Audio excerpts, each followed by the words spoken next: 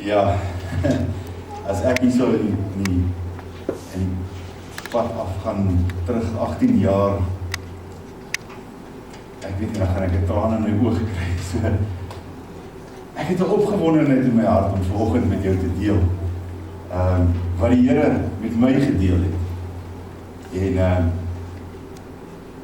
so ons kan later praat oor die lekker, Dominee Sakkie het nou al vanoggend amper al my boodskap gevat en ek is eintlik opgewonde oor dit, want die woord van God sê in 1 Korintiërs 12, dat daar is een God, wat alles in almal werk. Hierdie selfde God wat in Dominee Sakkie gepraat het, om oor allerlei goedetjies vanoggend gepraat het al weke terug met my begin praat oor wat ek vanoggend met julle wil deel. En as jy jou Bybel saamgebring het, en ek hoop jy het, moet jy vir ons saam blaai asseblief daarna, Filippense hoofstuk 1 toe.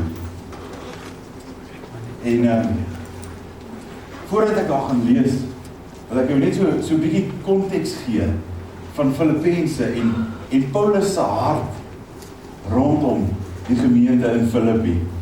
As jy onthou, daar so in Handelinge, ek dink Handelinge 16 rond, kry Paulus 'n visioen van 'n Macedoniër wat daar aan die ander kant staan en vir hom wuif en vir hom sê, kom oor hiernatoe. En hoe Paulus hulle besef dat dit is van die Here en hulle gaan oor Macedonië toe. En jy kan daar gaan lees en die eerste dorp waar hulle by uitkom is Filippi. En dit is Paulus se eerste vrug, Dominee Sak, op sy uitreik bediening is Filippi. So dis na aan sy hart. Soos ek na aan jou hart is, so was Filippi na aan Paulus se hart. En as jy gaan verder lees nogal toevallig, vir my is dit verblydend, is net na Filippi is die eerste motorfietshandelaar tot bekering gekom. As jy gaan lees, daar sal jy sien, daar sal Lydia die purperverkoopster het direk daarna tot bekering gekom. Nou hierdie klein purper motorfietsies. So ja, dit is sommer net 'n ou grappietjie, die eerste motorfietshandelaar het ook net daar tot bekering gekom. Maar ja, soos ek sê, en Paulus het 'n spesiale plekkie in sy hart gehad vir die gemeente van Filippi. Dit was sy trots gewees, weet? Dit was sy kinders, soos ek 'n kind van hierdie gemeente is, en soos wat ek dankbaar is, dat ek eendag 18 jaar terug hier uitgekom het.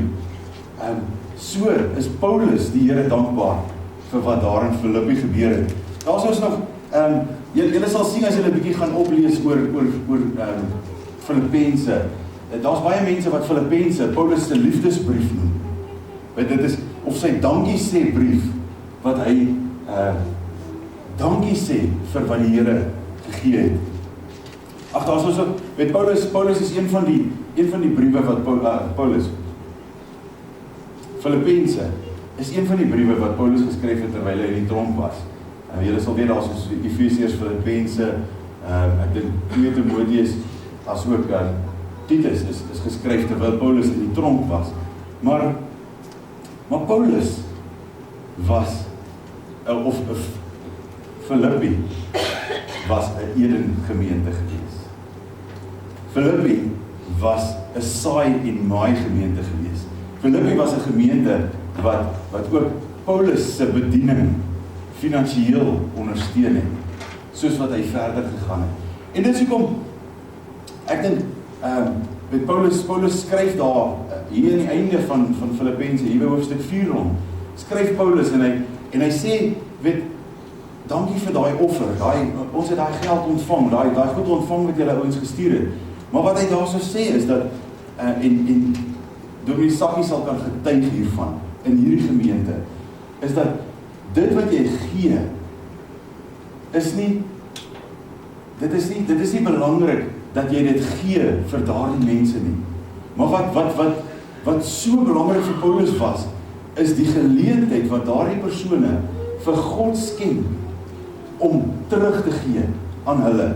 En hierdie gemeente, ek was self hier by die geloofsofferbelofte betrokke, en die vrug wat daarop kom, nadat jy gegee het, die siele wat jy kan sê, dat jy het 'n klein deeltjie ingehaal En dan bo op dit, Dominee Saak het gepraat van die 700.000, dat daar nie een keer aan die einde van die jaar 'n bekommernis is, dat hoe gaan ons dit kan bekostig? Gerard het gepraat van die kostes wat op en op gaan. Ek kan getuig, dat ten spyte van kostes wat op gaan, bly die Here voorsien. My budget werk nie regtig uit nie. As jy die sommetjies gaan doen, lyk dit of ek bankrot moet wees. Maar die Here voorsien, bo dit wat ek kan dink of droom. En dit is wat Paulus ook, sy hart vir die Filippense, is dat daai offer wat jy gee, dankie daarvoor, ek gaan dit gebruik. Maar dis nie waaroor dit gaan nie. Dit is dat God terug kan deponeer in jou lewe. En my tema vir vanoggend is model kerk. Paulus praat van hierdie stukkie wat ons gaan lees, is Paulus se resep, as ek dit so kan noem, vir 'n model kerk. En julle moet nou maar verskoon as ek goeders herhaal wat Dominee Saak al reeds gesê het vanoggend. Maar ek glo, 1 Korintiërs 12, daar is een God wat alles in almal werk. En hierdie woord, weet ek, dat God het dit beplan vir vanoggend, vir elke persoon wat vanoggend hier is. Kom ons lees saam daarso. Filippense, hoofstuk 1, vanaf vers 1. Ek lees uit die Afrikaans 33-53 vertaling. Dit sê, Paulus en Timotheus, diensknegte van Jesus Christus, aan al die heiliges in Christus Jesus, wat in Filippi is, saam met die opsieners en die diakens. Genade vir julle, en vrede van God ons Vader, en die Here Jesus Christus. Ek dank my God, elke maal, as ek aan julle dink. En ek bid altyd in al my gebede vir julle almal, met blydskap. Oor julle gemeenskap aan die evangelie, van die eerste dag af, tot nou toe. Omdat ek juis hierop vertrou, dat hy, wat 'n goeie werk in julle begin het, dit sal voleindig, tot op die dag van Jesus Christus. Soos dit vir my reg is, om dit van julle almal te dink, omdat ek julle in my hart dra, aangesien julle almal in my boeye, sowel as in die verdediging en bevestiging van die evangelie, my deelgenote in die genade is. Want God is my getuie, hoe ek na julle almal verlang, met die innige tederheid van Jesus Christus. En dit bid ek, dat julle liefde nog meer en meer oorvloedig mag word, in kennis en alle ervaring. Vers 10 sê, om die dinge waar dit op aankom te onderskei, sodat julle rein en vir niemand 'n aanstoot mag wees nie, tot op die dag van Christus. Vervul met die vrug van geregtigheid, wat daar is, deur Jesus Christus, tot heerlikheid en lof van God. Vers 12 sê, en ek wil hê dat julle moet weet, broeders, dat wat my wedervaar het, eerder op bevordering van die evangelie uitgeloop het, sodat my boeye openbaar geword het in Christus, onder die hele keiserlike leiwag en by al die ander. En meeste van die broeders wat in die Here deur my boeye vertroue gekry het, dit des te meer waag om die woord onbevrees te spreek. Abba Vader, Here, ons kom vanoggend en ons verklaar, daar is geen ander God as U nie. Here, U is die Alef en U is die Taf. U is die Alfa en die Omega, die begin en die einde. Here, voor U was daar geen en na U sal daar geen wees nie, Here. Dankie, Here, vir U woord. Dankie, Here, vir U woord wat vanoggend uit sal gaan, Here, en doen dit waarvoor U dit gestuur het. Dankie, Here, dat ons weet dat U sê dat U woord sal nie leeg na U toe terugkeer nie. Dankie, Here, dat ons kan weet, Here, dat hierdie woord is bedoel vir vanoggend. Dankie, Here, dat ons kan weet, Here, dat U Heilige Gees al reeds voorberei het, die grond waarin hierdie saad vanoggend gesaai word. Dankie, Here, dat ons kan vrylik by mekaar kom, Here. Dat ons in 'n land kan wees, Here, waar ons nie verhinder word, Here, om by mekaar te kom, om meer te leer van die woord nie. Here, dankie dat ek kan weet, Here, dat U vanoggend vir ou Sarel, Here, as 'n instrument wil gebruik in U koninkryk. Here, ek word bewoe as ek dink aan hoe groot en wonderbaar die genade is. Daar is geen een soos U nie, Abba Vader. Jesus, ons wil vanoggend verklaar dat uit ons hart uit, met ons alles wat in ons is, het ons U lief. Ons stel niks bo U nie, Here, U is die middelpunt, U is die fokuspunt van ons lewens. En Here, vanoggend bid ons dat ons doen en late, dat dit U sal verheerlik, dat dit U sal oplig, Here. Here, dat dit U al die glorie en al die lof sal gee, want daar is geen ander, Here, wat dit toekom, as U nie, Here. Dankie, Here, dat ons kan weet, ons dien 'n lewende, almagtige God, Here. Ons dien nie 'n God wat deur mense hande gemaak is, wat uit 'n stuk hout uitgekerf is en op 'n rak stof vergader nie, maar Here, dat ons kan weet, ons dien die God wat ons geskaap het, Here. Ons dien 'n lewende, waaragtige God, Here. 'n God wat die hemel liggame in hulle wentelbane geplaas het, Here. 'n God wat die volumes van die see in sy handpalms kan afmeet, Here. 'n God wat tussen sy vingerpunte die bergtoppe gevorm het, Here. Maar nog steeds, Here, 'n God wat klein genoeg is om woonplek in my hart te kom maak. Om woonplek in elkeen van ons harte te kom maak. 'n God wat nie besig is met die verste sterre nie, maar 'n God wat intens belangstel in elkeen van ons hier. 'n God wat selfs weet die hoeveelheid hare wat elkeen van ons op ons koppe het, Here. Word verheerlik in ons doen en late, Here. Ek bid vanoggend, Here, laat U wil geskied, Here, soos dit in die hemele is, so ook by ons hier, by hierdie gemeente. Amen.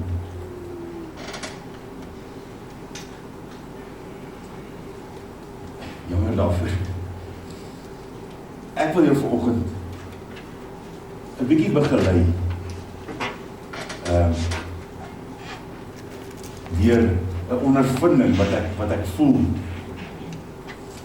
wat die Here op my hart geplaas het om met jou te deel. En ek het gesê ons tema is modelkerk, maar voordat ek daarby uitkom, wil ek 2 ander skrifte aan jou voorhou wat ek as 'n basis wil gebruik om op te bou. Die heel eerste skrif vind ons daarso in Jeremia 15, net vers 16, net die A-gedeelte van Jeremia 15, vers 16. Jeremia sê hierso: toe U woorde gevind is, het ek hulle opgeëet. Hoor jy wat sê Jeremia hierso? Toe U woorde gevind is, het ek hulle opgeëet. In die 83 vertaling staan daarso, het ons hulle verslind. Nou ons het by die jeug het ons nou al 'n bietjie gepraat oor hierdie ding. As jy verskriklik honger is, as jy uitgehonger is en jy kry 'n McDonald's hamburger of wat ook al, en jy verslind daai ding, kyk dan eet jy nie klein happies nie.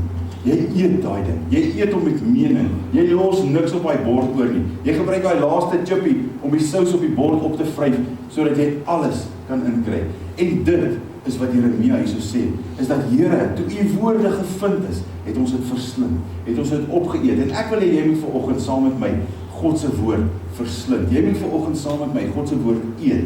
En ek wil met jou deel, eet vir my, het ek opgedeel in vier gedeeltes. As jy iets eet, die eerste gedeelte wat jy doen is, jy kyk daai bord kos so, en jy kies 'n stuk wat jy gaan hap. Jy sit dit in jou mond. So jy kies 'n stuk wat jy vanoggend gaan eet. En ek het vir ons 'n stukkie gekies hierso uit Filippense 1 uit, wat ons vanoggend bietjie saam aan kan eet. Die tweede ding wat 'n eienskap van eet is dat daardie kos word gekou. Jy kou.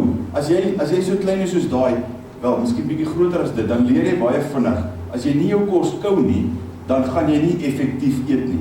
Om die waarheid te sê, jy gaan sukkel om asem te kry as jy nie jou kos ordentlik kou nie, want daai ding gaan hier vassteek. En dieselfde met God se woord, wil ek hê dat ons vanoggend hierdie kos 'n bietjie gaan kou. Soveel kere kom ons en ons lees die Bybel en ons gaan deur en ons sê, okay, dankie Here, vandag het ek my deel gedoen, en jy sit daai Bybel neer. Dit is nie eet nie. Ek wil hê jy moet vanoggend saam met my in detail ingaan. Kou 'n bietjie aan hierdie kos. As jy by 'n dierrestaurant gekom het, daai wat Dominee Saak net van gepraat het, wat R200 'n bord kos, dan sit jy daarso en jy kou daai kos. En soos wat jy daai kos kou, ontdek jy goeders wat die chef, die kok, wat daar in daai kos ingesit het, nie weggesteek het nie, ingesit het, vir jou om te ontdek, terwyl jy dit eet. En die woord van God is so, dat God het goeders hier ingesit, vir my en vir jou, om te ontdek, terwyl ons daaraan eet. En as jy klaar gekou het, die derde eienskap van eet, is dat jy kies dan, op daai stadium het jy 'n keuse, hierdie ding wat ek nou net gekou het, gaan jy hom uitspoeg, of gaan jy hom sluk? Ons was al by 'n vriend se huis, wat afval gemaak het, en meeste van die mense het nie die guts gehad nie, maar ek het geproe en ek het gekou, maar ek het dit nie gesluk nie. Ek sal jou verbeelding los, maar jy het 'n keuse vanoggend, dat hierdie woord van God, wat ons vanoggend aan gaan kou, gaan jy dit sluk, of gaan jy dit uitspoeg? En dan as jy gekies het om dit te sluk, dan skop die 4de fase van eet, skop outomaties in. En dit is dat, wanneer daai kos hier in jou keel afbeweeg, en dit beweeg na jou maag toe, dan het jy nie meer beheer oor dit nie. Jou liggaam gaan in autopilot, en jou liggaam begin daardie kos verteer. Jou liggaam begin die kos in kleiner stukkies opbreek, en dan sien jou liggaam, hier is yster in die spinasie gewees. Kom ons vat hierdie yster in die bloed, sodat die bloed meer suurstof kan opneem. Of jou liggaam sê, hier is stukkies proteïen. Sarel het hierdie afgelope 14 jaar glad nie gegym nie. Kom ons stuur die proteïen bietjie na spiere toe, dat hy daarom nog kan spiermassa bou. Of, ek weet nie, vir een of ander rede, gaan wortels na jou oë toe. Weet julle dit ook so? Hulle sê, se dra nie bril. So as jy 'n stukkie wortel geëet het, gaan dit na jou oog toe en jy kan beter sien. Maar dit is 'n outomatiese proses wat plaasvind. En dieselfde met die woord van God. As jy gekies het om hierdie woord vanoggend te sluk, dan gaan daar die volgende outomatiese proses plaasvind. Jou gedagtes gaan begin verder verteer aan hierdie woord. In hierdie week wat kom, gaan daar dalk 'n stukkie van daardie woord wees wat vasslaan in jou hart, sodat jy oor 5 jaar van nou af, as iemand miskien met jou iets deel, dan kom hierdie woord in, en dan kan jou liggaam, wel nie jou liggaam nie, maar dan kan jy hierdie woord gebruik weer, wat jy ingeneem het. Soos dit, gaan julle saam met my vanoggend uit God se woord uit eet. En dan die tweede ding, die tweede basisskrif, wat ek vanoggend aan jou wil voorhou, is Hebreërs 4 vers 12. Hebreërs 4 vers 12, soveel mense, dat ek weet definitief nie hierson nie, maar daar waar ons vandaan kom, quoteer mense partykeer Hebreërs 4 vers 12 verkeerd, want hulle begin en hulle sê die woord van God is skerper as 'n tweesnydende swaard. En dit is so. Maar ek wil hê jy moet vanoggend oplet, dat die woord van God in Hebreërs 4 vers 12, dit sê, want die woord van God is lewend en kragtig en skerper as enige tweesnydende swaard. En ek wil hê jy moet fokus op die eerste eienskap wat in Hebreërs 4 vers 12 staan. Die woord van God is lewend. En ons het so rukkie terug by die jeug, het ons ook 'n bietjie gepraat oor hierdie storie. 'n Lewend, die eienskappe van 'n lewendige ding. As ons vat 'n kat byvoorbeeld, Louise is 'n groot katliefhebber. As ons 'n kat vat, dit is 'n lewende ding. Dit is 'n ding wat reageer. As Louise se kat daar by jou verbystap en jy vryf so oor haar rug, dan lig die kat haar rug so op om met jou te interact. En weet jy wat? God se woord is dieselfde. As jy die moeite doen om met God se woord te interact, as jy begin om God se woord te koester, dan gaan God se woord reageer. Gaan God se woord 'n interaksie met jou terug hê. Weet, ons is deesdae, as ons in die Bluetooth, alles is wireless deesdae. Ek sien net in Gerard het sommer die remote daar in die bidkamer ook. Alles is deesdae wireless. Jy hoef nie meer, toe ek in die huis was ek die remote gewees. My pa het gesê, SAIK3, dat ek opgestaan en die knoppie gaan druk en weer gaan sit. Maar deesdae is alles wireless. En jy kan jou earphones is Bluetooth en alles is Bluetooth. En baie van ons hanteer God se woord wireless. Baie van ons hanteer hom nie op 'n afstand. Ek het net gepraat van, ons vat hom en ons lees 'n stukkietjie, en dan sit ons hom neer, en dan, môre as iemand jou vra, wat het jy gisterand gelees? Nee, ek weet nie, jy kan nie eens meer onthou wat jy gisterand gelees het nie. God se woord is nie, werk nie met Bluetooth nie. God se woord is nie Wi-Fi nie. God se woord is lewend en kragtig en skerper as enige tweesnede swaard. En ek wil hê, ek en jy moet vanoggend God se woord soos 'n lewende ding hanteer.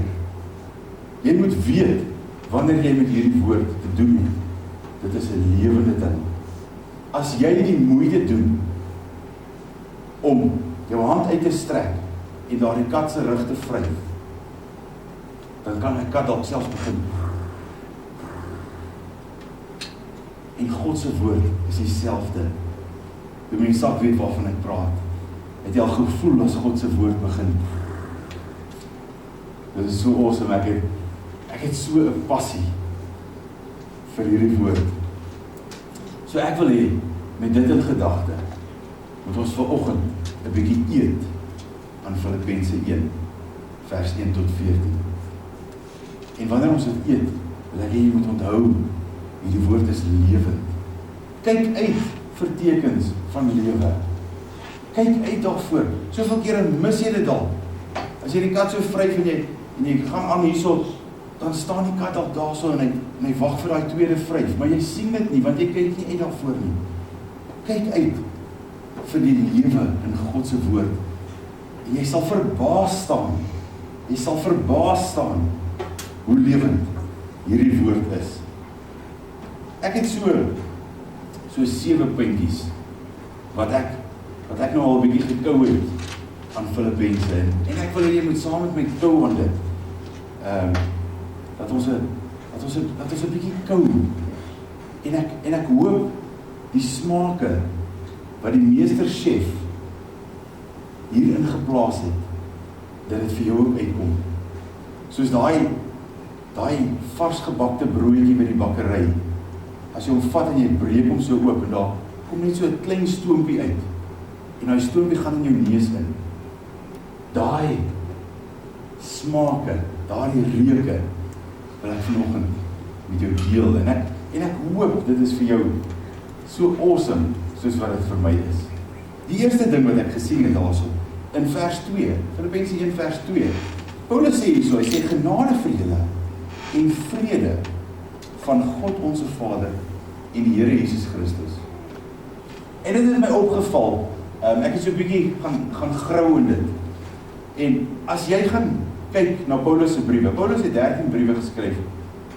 Hulle is onseker oor die Hebreërs, maar die 13 briewe wat Paulus geskryf het, in daardie eerste hoofstuk van daardie brief, sal jy elke keer kry, dat Paulus sê, genade vir julle en vrede.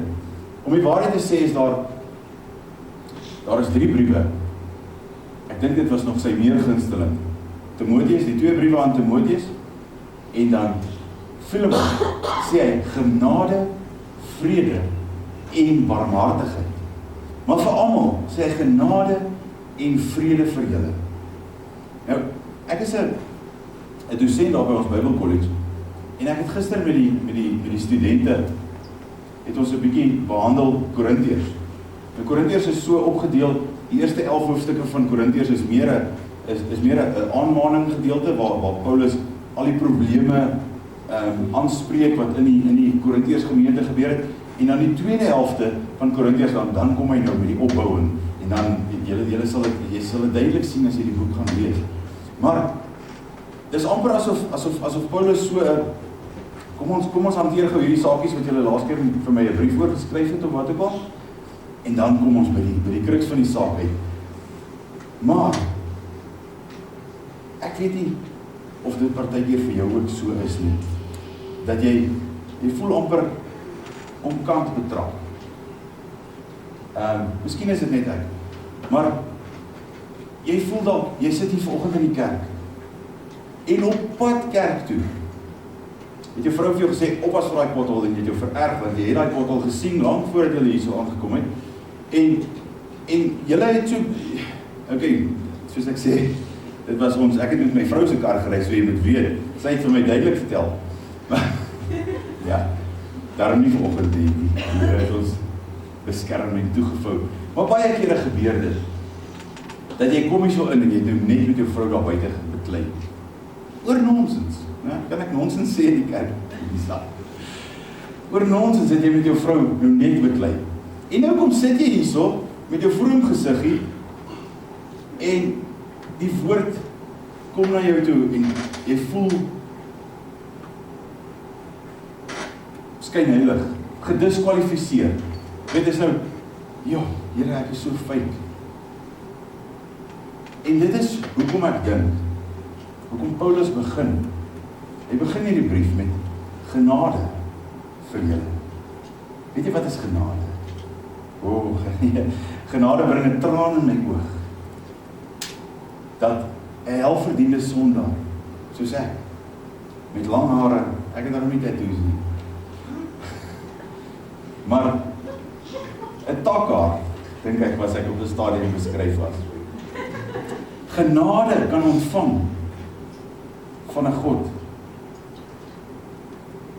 En Paulus begin en hy sê, maak nie saak waar jy nou jouself bevind nie. Weet of jy ingebid hier ingeslap het en of jy nou net met jou vrou beklei het nie. Genade. Kom ons begin hierdie ding met genade vir julle. Jy is gekwalifiseer vanoggend.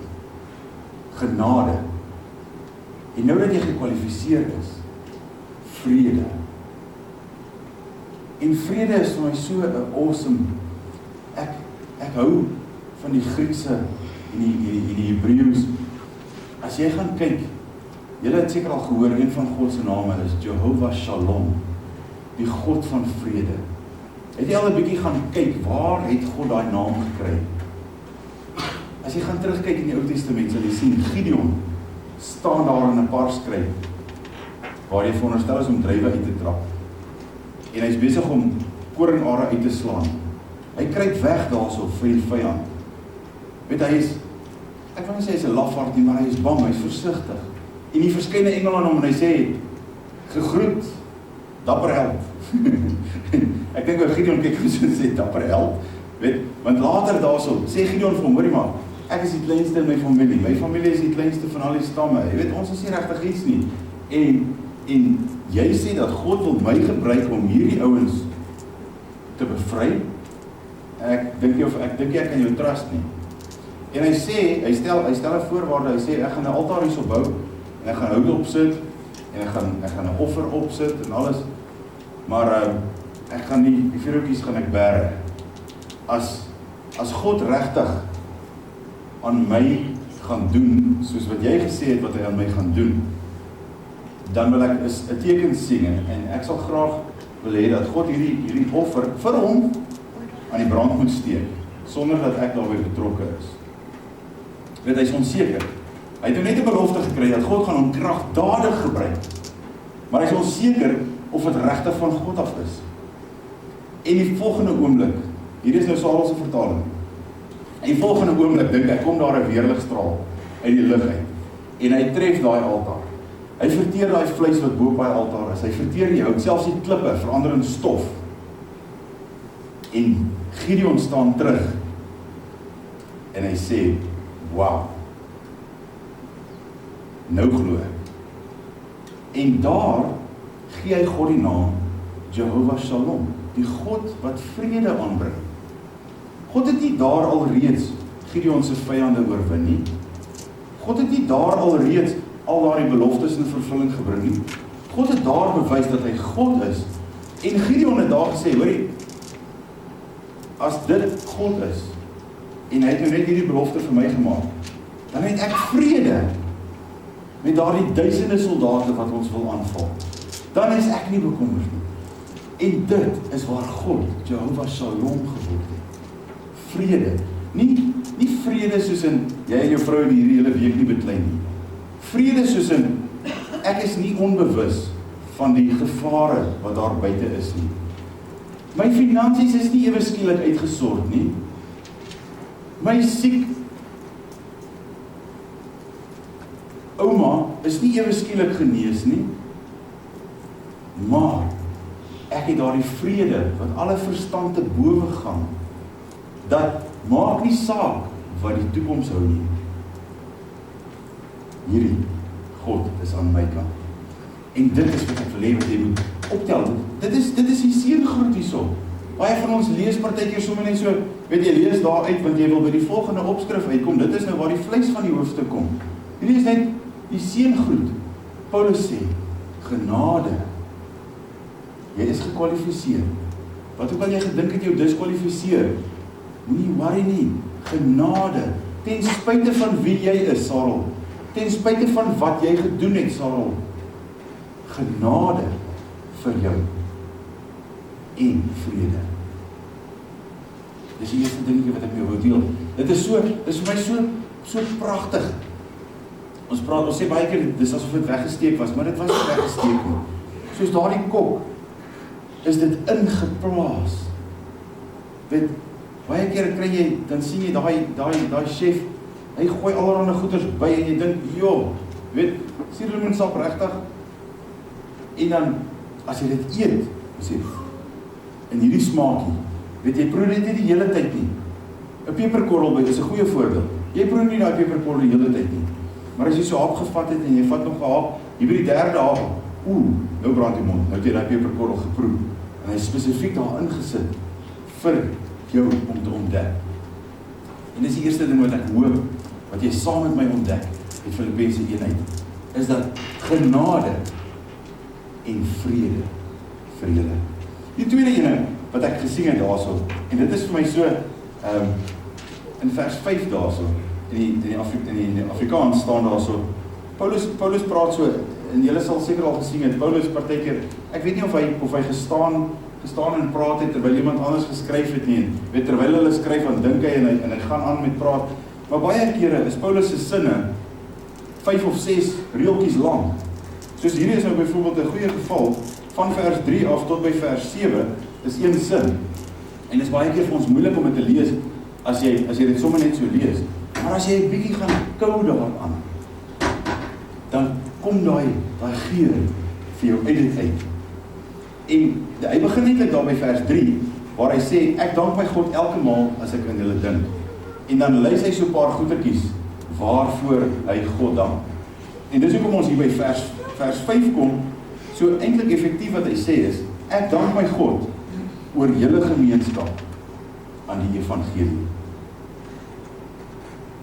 En dit was vir my so 'n awesome bevestiging, daai grafiek wat daar opgekom het. Ek wil amper sê, hierdie is nie die boek vir Filippi nie. Hierdie is die boek vir Eden Gemeente. Die modelkerk.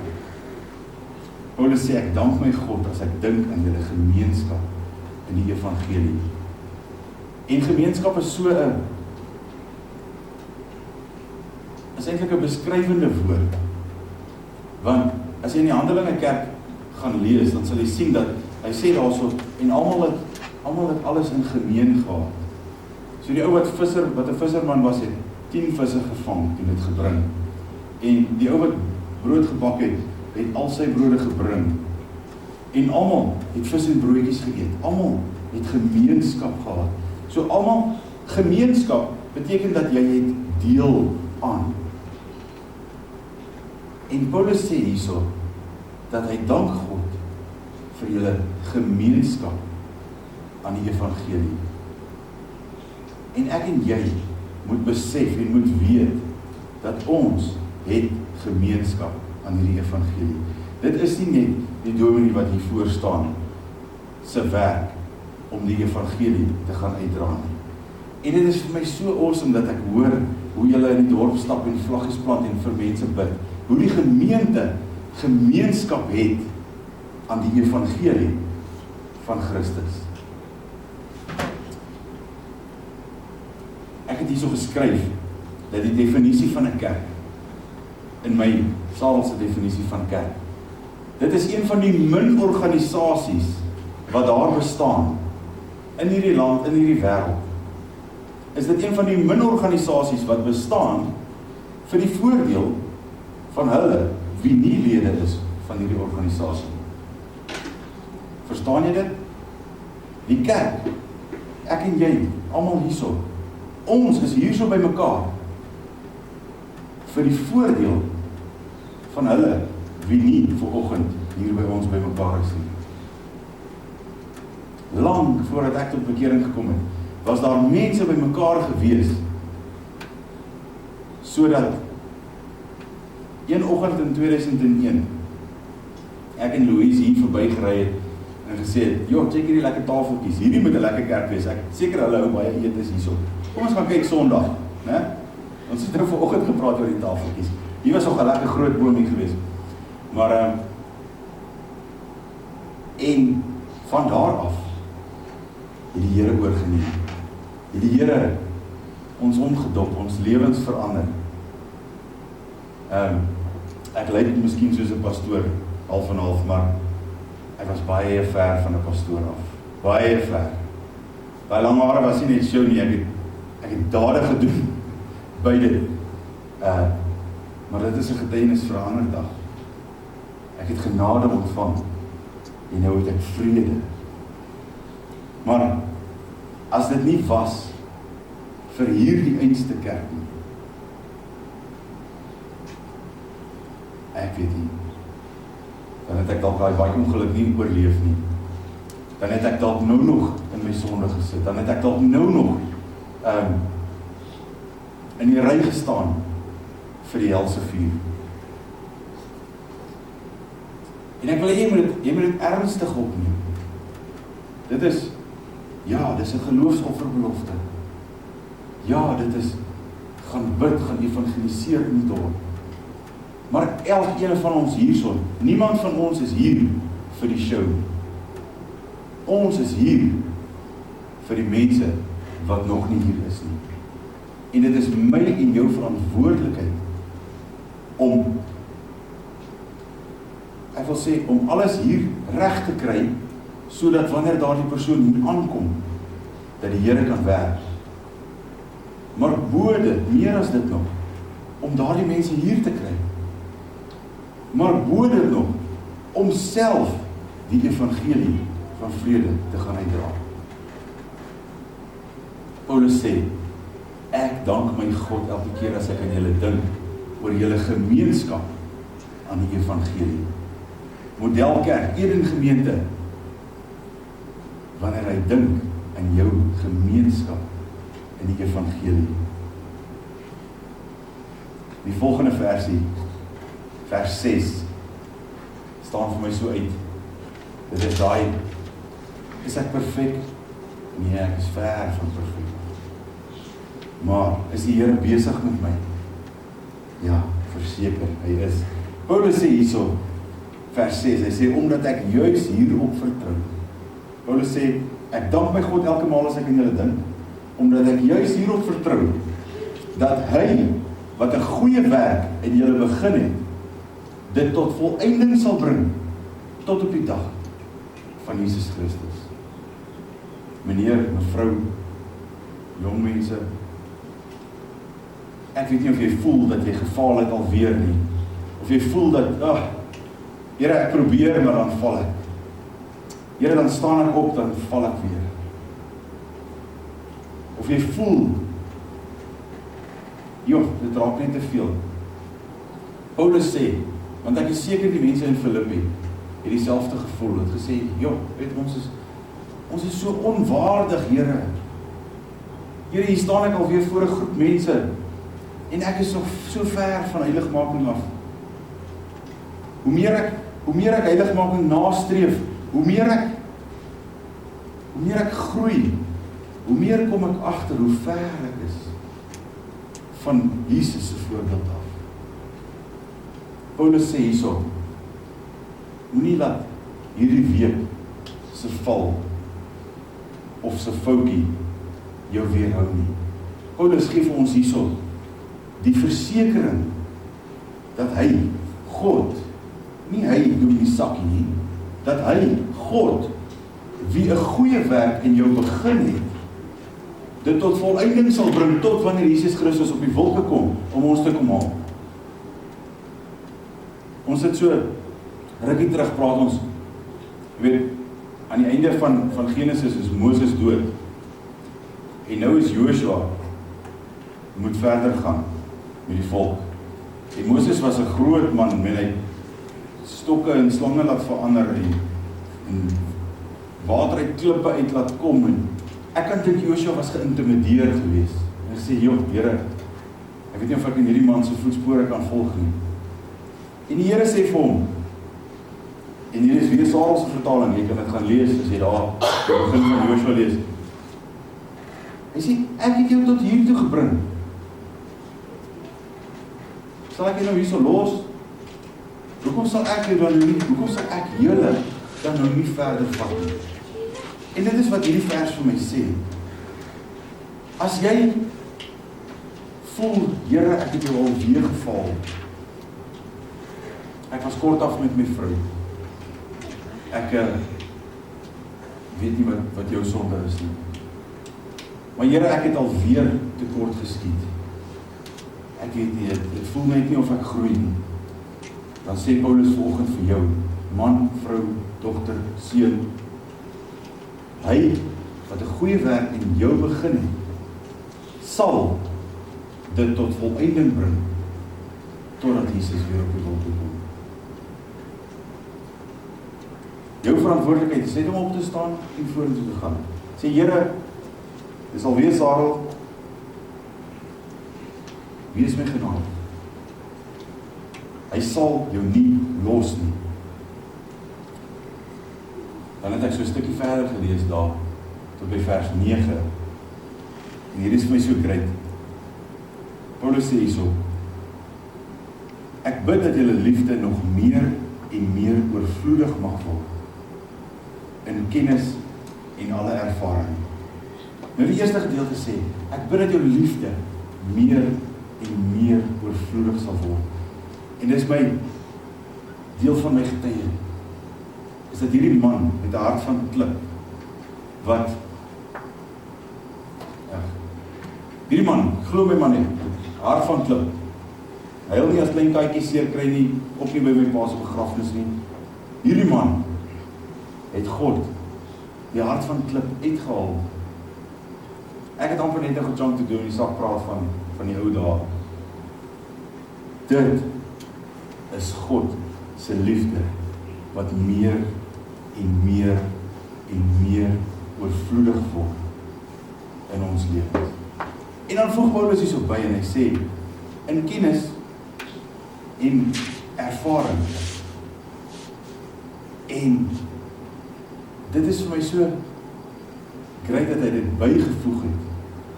Want ek en jy het 'n geleentheid om te leer om meer en meer oorvloedig in liefde te word. Ons kan, uit kennis uit kan ons leer om meer en meer God se liefde daar buite uit te straal. En ervaring. Die vorige keer toe jy vir daai ou so en so gesê het hy hom gewip en het omgedraai en gesê, hoorie, as dit 'n Christen is, dan wil ek nie 'n Christen wees nie. En hier kom ervaring in. Want die volgende keer wat jy probeer om God se liefde uit te straal, dan kan jy onthou en sê, okay, daai het nie gewerk nie. Kom ons probeer dit so. Here, help my om 'n akkurate verteenwoordiging van die liefde daar buite te wees. En dit is vir my daai kennis en ervaring is vir my so asof dit een van daardie smaakies is wat ingesit is. En hy kon gesê het, ek dank my God as ek dink aan julle liefde wat meer en meer oorvloedig word. Maar om een of ander rede, 1900 en iets jaar terug, het Paulus besluit om in kennis en ervaring by te sit. Vir Sarel, om daaraan te kom kou, en te kom sê, Here, is hierdie vir my? Is hy besig om met my te praat? Daai situasie waarin ek myself 2 weke terug bevind het, Here, kennis en ervaring, ek hoor, Here, ek luister, gaan weer probeer, Here. Dan kom Paulus in vers 10, praat hy nog steeds van daardie liefde, wat meer en meer oorvloedig word. En hy sê, om die dinge waarop het aankom te onderskei, met ander woorde, as jy sien, ek het myself al in hierdie situasie bevind, of, ek het nodig met iemand gepraat, en hulle het my gesê, wat hulle in daai situasie gebeur het, dan kan jy onderskei, sodat jy rein en vir niemand aanstoot mag wees nie. Een van die groot goeders wat my al gekou het in die verlede, is, ek het julle vertel van, voordat ek tot bekering gekom het, is die struikeling, wat ek vir ander mense was.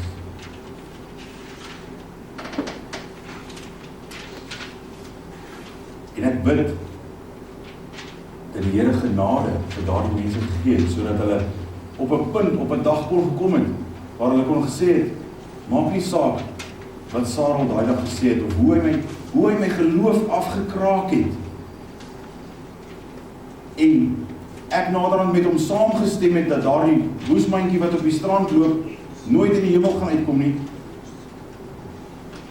dat hy genade ontvang, dat iemand weer terug kon gekom het, en daardie persoon weer verder gevat het, dat ek nie eendag in die hemel gaan uitkom en sê, en so rondkyk en sê, maar hoorie, waar is daai persoon?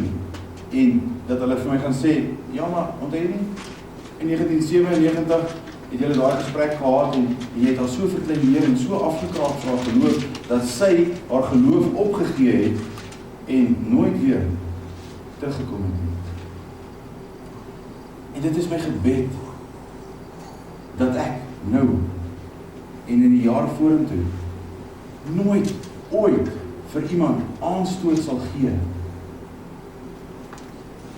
sodat hulle dalk my kan gebruik, as verskoning hoekom hulle nie toegelaat word in die hemel. Kyk, die woord is duidelik en sê dat elke ene sal sy eie pak dra. So daai verskoning gaan jou nie help, as jy sê dat so en so het gemaak dat ek dit en dat gedoen het. Maar nog steeds, hoe gaan jy voel? En dit is, ek dink Paulus se wens hierso, is dat ons liefde, modelkerk, Edenkerk, dat ons liefde so meer en meer oorvloedig sal word, dat dit outomaties sal wees, dat ons aan niemand daar buite enige aanstoot sal gee nie.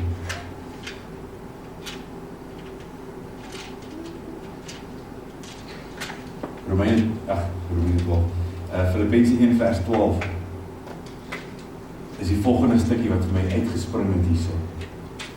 Dit sê hierso, ek wil hê dat julle moet weet, broeders, en onthou Paulus skryf hierdie brief en die tronk uit. Paulus is op 'n stadium met hulle om die klippe doodgegooi. En kyk, hierdie ouens was experts, hulle het baie ouens met klippe doodgegooi. So hulle het gedink, hulle was seker dat hy dood was, nadat hulle hom met die klippe gegooi het, en hulle het sy lijk uitgesleep buite die stad, en daar buite het hy weer lewend geword. Paulus is met stokke geslaan, hy is gemartel. Daar is soveel goeders met Paulus gebeur, in sy evangelie journey. Maar hy kom nog steeds hierso, en hy sê vir die gemeente in Filippi, hy sê, ek wil hê dat julle moet weet, dat wat my wedervaar het, met ander woorde, wat met my gebeur het, al die goeders wat met my gebeur het, al die goeders wat julle bid, dat die Here dit moet wegvat van my af, nou nog, het eerder op bevordering van die evangelie uitgeloop. En ek kry so glimlag op my gesig as ek dink, met Romeine 8:28, so kosbare versie, dit sê, vir hulle, wie God lief het, werk alle dinge ten goeie mee, vir hulle, wie na sy voorneme geroep is. Ek wil vir jou sê, boetie of sissie, maak nie saak die situasie waarin jy jouself bevind nie, maak nie saak hoe donker jy dink dit is nie, of jou familielid, of wat ook al. Alle dinge werk ten goeie mee vir hulle wie God lief het. En jy sal nou vir my sê, Sarel, maar weet Paulus is op die einde van sy lewe, het hulle hom uitgevat en sy kop afgekap en dit het nie vir hom goed uitgewerk nie. Maar ek wil vir jou sê, as dit nie vir Paulus was nie, was dit nie vir Dominee Sakkie nie, was dit nie vir Sarel wat gered is nie. Alle dinge werk ten goeie mee, of dit nou miskien in jou situasie nie goed uitwerk nie, dit werk ten goeie mee vir die evangelie van God. Dit is wat Paulus hier so sê. Hy sê dat dit het op bevordering van die evangelie uitgeloop. Al wat jy moet doen is bly getuig. Bly vashou. Selfs al werk dit nie vir jou uit nie, en ek wil nie sê dat dit gaan uitwerk nie. Bly vashou. Dit sal uitloop op die bevordering van die evangelie. Die laaste ene wat ek hier so het, vers 14, is vir my ook great. Dit sê, en die meeste van die broeders in die Here, deur my boeie, vertroue gekry het. Die ouens wat rondom Paulus was, het gekyk en gesien wat met hom gebeur, en het gesien hoe hy dit hanteer, en vertroue gekry het. En des te meer waag om die woord onbevrees te spreek. En hierso wil ek vir jou sê, getuig, getuig, getuig wat God vir jou doen. Vertel vir ander mense wat gebeur. Want deur jou getuienis en deur my getuienis is daar jonger Christene, is daar mense wat sê, joh, Here, ek weet nog nie of ek jou kan vertrou nie. Ek weet nog, miskien moet ek 'n altaar bou en kyk of jy hom nie met 'n weerligstraal beslaan nie. Maar daar's mense rondom my en jou wat deur ons getuienis die guts gaan kry om die volgende stap te vat. Wat deur my en jou getuienis gaan sê, okay, Here, as jy Sarel se hart van klip kon verander, ek gaan jou trust, begin 'n proses in my lewe en verander my lewe. Here, jy weet wat, jy weet presies wat se foute ek het. As jy dit vir daai ou, daai biker kon gedoen het, ek is nie so rubbish soos 'n biker nie. Ek is daarom 'n bietjie beter. Ek is seker dan sal jy dit vir my ook doen. En daarom wil ek jou sê, getuig by jou werk, waar ook al jy jouself bevind, getuig van wat die Here vir jou doen. Want deur jou getuienis sal die mense rondom jou, in Paulus se woorde, naderhand dit des te meer waag om die woord onbevrees te spreek.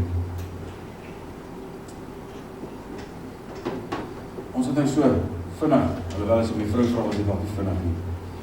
Ons het so vinnig, net so aan 7 goedjies gekou. Hier is soveel ekstra goeders, net in hierdie stukkie. Ons kan 'n week lank besig wees met boodskappe uit Filippense 1. Ek het so rukkie terug het ek gevolg toe Dominee Sakkie hulle 'n stuk uit Galasiërs 4, nee Kolossense 4 uit gedoen het. So 'n hele reeks. Daar's soveel goeders hier opgesluit. Maar ek wil net hierdie 7 ou goedjies by jou los. Maar ek wil ons terugbring na die voorbeeld wat ek gebruik het in die begin waar ons eet. Ek het vir ons opgedis Filippense 1 vers 1 tot 14. Hoopelik het jy vandag 'n bietjie saam met my gekou, so 'n paar van die smaakies gekry wat in hierdie woord is. Maar nou het ek en jy 'n keuse of jy hierdie woord, hierdie kos wat ons geëet het vanoggend, of jy dit gaan sluk, of jy dit gaan inneem in jou liggaam, in jou gees in, en of jy dit gaan uitspoeg. En ek vertrou God dat as jy hierdie sluk, hierdie woord van God is lewend, dat dit in jou 'n verandering gaan begin bring. Dat dit in jou gaan bou op iets wat al reeds begin bou is.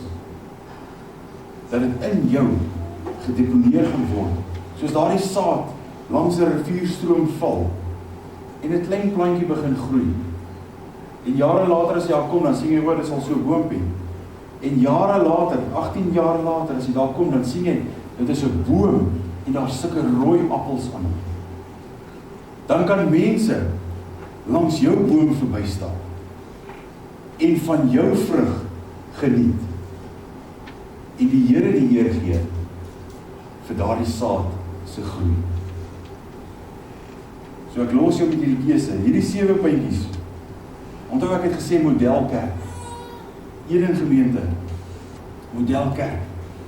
As jy effektief wil wees in God se koninkryk, genade en vrede. Begin jou interaksies met die mense daar buite wie jy onwaardig ag met genade. Die genade wat oor jou lewe uitgespreek is, die genade wat jy ontvang het, is dieselfde genade vir daardie persoon. Skuif daai ding, wat jy dink wat daai persoon of jouself van God af skei, skuif dit een kant toe, genade en vrede van God. Die tweede ding, ek en jy moet onthou, ons het 'n verantwoordelikheid om gemeenskap aan hierdie evangelie te hê. Ons is nie toeskouers nie. Die derde ding, God het jou tot hier toe gebring. Hy sal jou nie los. Hy wat 'n goeie werk in jou begin het, sal dit tot volëinding bring, tot wanneer Jesus Christus weer kom op die wolke. Die vierde ding, liefde, liefde, liefde. Dat jou liefde meer oorvloedig word. Dat jou liefde meer oorvloedig word. Deur kennis en ervaring wat jy opdoen.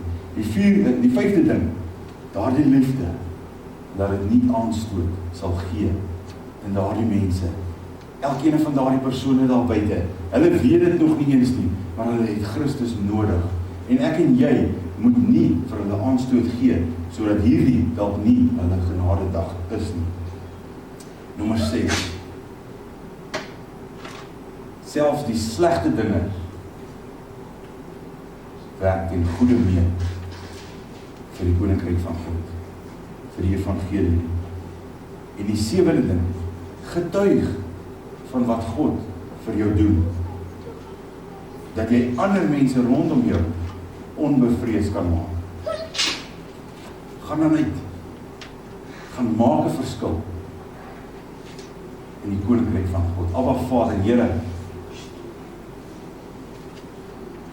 ek gee U al die lof en al die eer en al die heerlikheid, Here, want U alleen kom dit toe. Daar is geen ander soos U nie. Ek dank U, Here, vir die woord wat U my geskenk het. Ek dank U, Here, vir die Heilige Gees teenwoordigheid wat ons vanoggend kon ervaar. Ek dank U, Here, dat U Gees vanoggend by elkeen van ons stil gestaan het, Here, om hierdie woord wat uitgegaan het oop te breek in ons harte. Ek dank U, Here, dat ons vanoggend 'n bietjie kon eet aan U woord, Here. Ek dank U, Here, dat U wakker is oor U woord, Here, dat U die afgelope duisende jare hierdie woord bewaar het, Here, sodat ons dit vanoggend kon inneem, dat ons vanoggend kon interact met U woord, Here, U lewende woord, Here. Ek dank U, Here, dat ek weet dat hierdie woord vanoggend op vrugbare grond geval het. Ek verklaar, Here, oor hierdie saad, 'n 30, 'n 60, selfs 'n 100voudige oes, in Jesus naam, Here. Ek verklaar, Here, oor my boeties en my sissies hierso, Here, genade en vrede en daardie liefde, daardie agape liefde van God. Here, sodat ons kan uitgaan en sodat ons 'n verskil in U koninkryk kan maak. Here, nie omdat ons goed is nie, maar Here, omdat U eerste vir ons goed was. Omdat U eerste, Here, ons siel uitgered het. Here, soos daardie brandhout uit die vuur uitgeruk is, het U ons uitgered, Here, net voordat dit te laat was vir ons. Ek bid, Here, dat Eden Gemeente Bronkhorstspruit, Here, nog baie, baie groot verskil in U koninkryk sal maak. Here, ek verklaar U oorvloedige seën oor elke een hier. Ek verklaar U oorvloedige seën, Here, oor elke ministry in hierdie gemeente. Ek verklaar U oorvloedige seën, Here, oor elke evangelis wat daar buite is, wat ondersteun word deur hierdie gemeente. Ek verklaar U oorvloedige seën, Here, oor elke sorgsentrum wat ons vanoggend van gehoor het, Here, oor elke sorgsentrum wat daar buite is, wat deur hierdie gemeente ondersteun word. Here, ek weet dat hierdie is soos die Filippense gemeente, Here, dat U hulle bymekaar gevoeg het, Here, vir 'n tyd soos hierdie, vir 'n wêreld soos hierdie, vir 'n omgewing soos hierdie, in hulle werksplekke waar hulle self bevind, Here, weet ek dat niemand van ons is per ongeluk daar geplaas nie, maar elke een van ons is strategies geplaas. Here, soos die woord sê oor daardie lamp, wat jy op 'n lampstander sit, sodat die hele kamer kan lig kry, weet ek dat elkeen van ons, Here, is strategies geplaas, Here, sodat ons lig kan gee, tot op die maksimum wat ons moontlik kan, Here. Ek loof en ek prys U en ek sê vir U dankie, Here. Word verheerlik in ons doen en late. Amen. Amen. Doe die sak, Kerkraad, baie, baie dankie vir die geleentheid wat julle my gegee het om God se woord te deel.